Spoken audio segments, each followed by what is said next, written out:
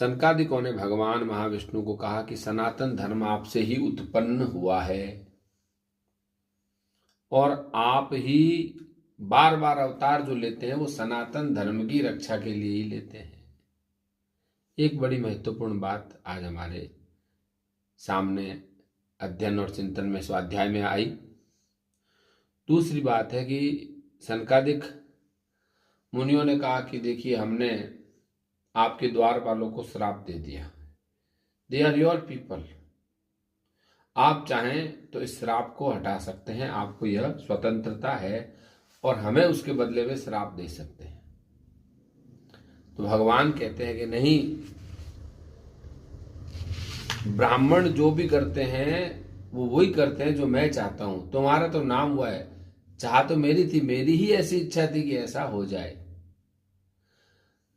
तो जय और विजय के श्राप के पीछे इच्छा किनकी है? भगवान की, वैकुंठनाथ की।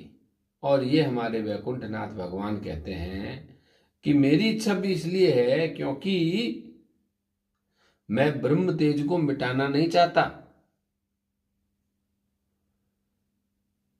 भगवान स्वयं जो ब्राह्मण कह देते हैं उसकी रक्षा करते हैं, ये भगवान का वचन है।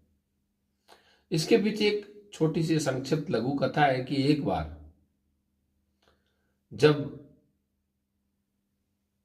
मां लक्ष्मी अपने पतिदेव से वैकुंठ में मिलने के लिए आई थी, उस वक्त जय और विजय ने उनको उनके ही पति से मिलने से रोक दिया और उसी समय उन्होंने मन ही मन में क्रोध होकर के श्राप दे दिया था कि जाओ, यहां से निकल जाना।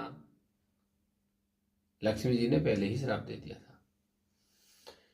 तीसरी सबसे महत्वपूर्ण बात जो इस स्कंद के अंतिम श्लोक में समझ में आती है, अंतिम 3 श्लोकों में, कि उस वक्त जब ये नीचे गिरे, वैकुंठ से नीचे गिरते हैं तो कितना गिरते हैं।